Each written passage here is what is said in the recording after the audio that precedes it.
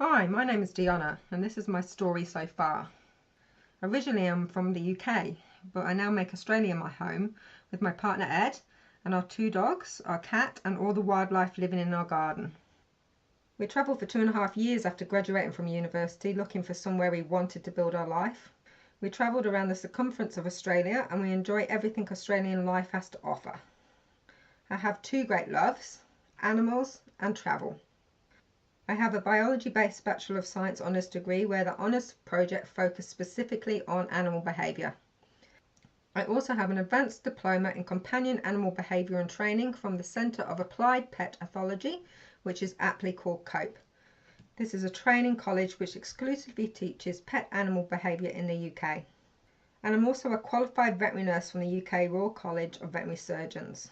This gives me the medical insight necessary to enable me to assess the problem behaviour as behavioural and to be able to question if any medical issues may be contributing and may need to be addressed by the pet's vet. I've trained under some behaviour greats such as Professor Peter Neville and Val Strong, and I've worked as a behaviourist for well over a decade now. I've also gained a wealth of knowledge and experience from helping hundreds and hundreds of pets and their owners. No more so than from my own rescue Rottweiler Indy.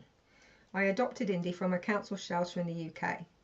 He was 6 months old when I got him and he had been mistreated. He'd been burnt, malnourished and initially couldn't walk properly from being caged.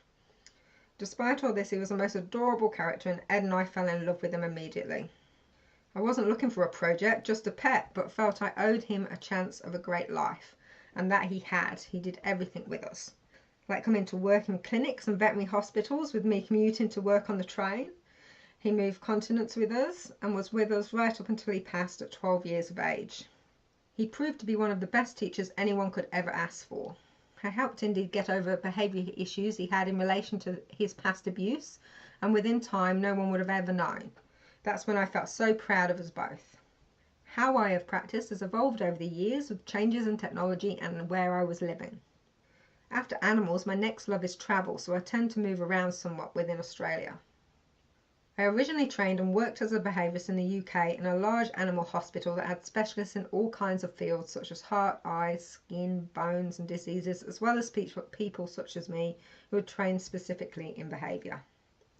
In Australia I've worked in many veterinary practices as their behaviourist. For many years now I've worked as a freelance behaviourist with clinics referring cases directly to me. I still run some behaviour clinics from select veterinary practices, can conduct home visits and now perform online video call consultations Australia-wide. That way I can help anyone in need of help with their pet. The video call consultation service is now my most popular service as it is achieving exceptional results.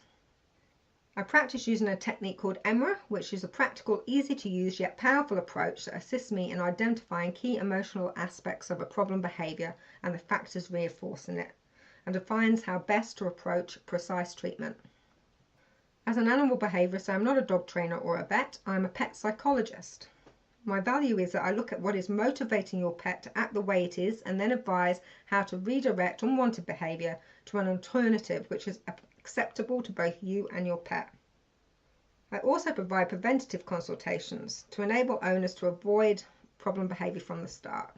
This is something I'm very passionate about advocating and want to spread the importance of getting advice to allow people to get on the right track with their pet from the beginning. People often ask me if I think I'll be able to help them. I hear this all the time.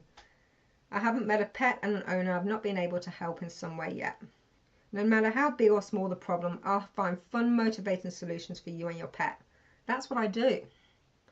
So that's my story. You can usually find me helping an animal somewhere, whether in clinic, doing an online consultation, or whilst we are camping or travelling.